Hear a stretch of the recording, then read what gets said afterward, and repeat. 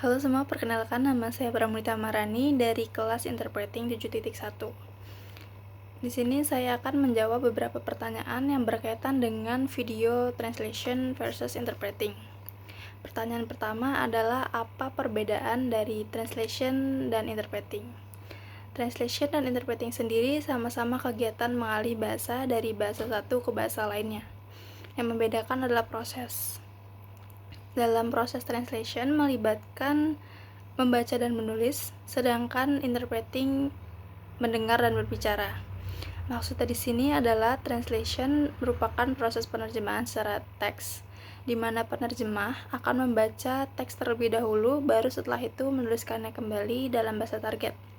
Sementara interpreting, seorang penerjemah akan mendengarkan apa yang diucapkan oleh pembicara, baru setelah itu mengucapkannya kembali dalam bahasa target kepada target audience. Proses translation biasanya memakan waktu lebih lama dari interpreting. Lalu pertanyaan kedua adalah macam dari interpreting. Ada dua macam interpreting, yaitu simultaneous dan konsekutif. Simultaneous, penerjemah menerjemahkan secara langsung atau bersamaan dengan pembicara. Penerjemah dan pembicara akan berbicara secara bersamaan.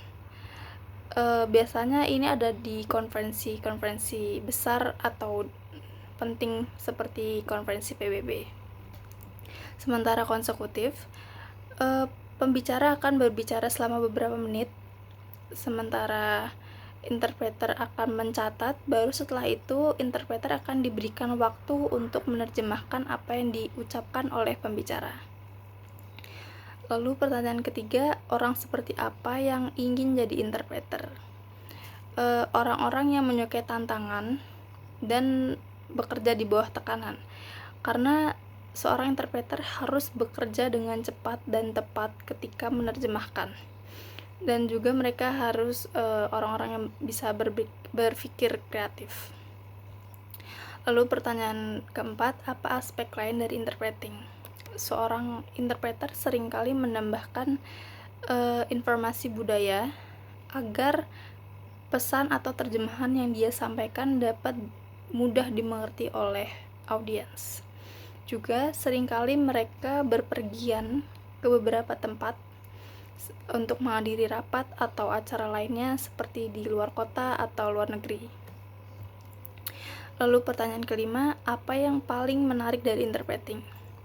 Hal yang menarik dari interpreting adalah kegiatannya yang penuh tantangan dan kreativitas, karena interpreter ini harus menerjemahkan secara langsung untuk menerjemahkan apa yang diucapkan oleh pembicara, dan juga membutuhkan kreativitas dalam menerjemahkan itu.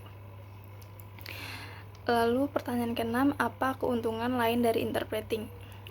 Interpreter bisa menghadiri acara-acara menarik dan juga bertemu orang-orang penting. Mereka juga bisa mengunjungi tempat-tempat unik. Selain itu, mereka juga bisa menikmati fasilitas yang mewah sama seperti peserta acara.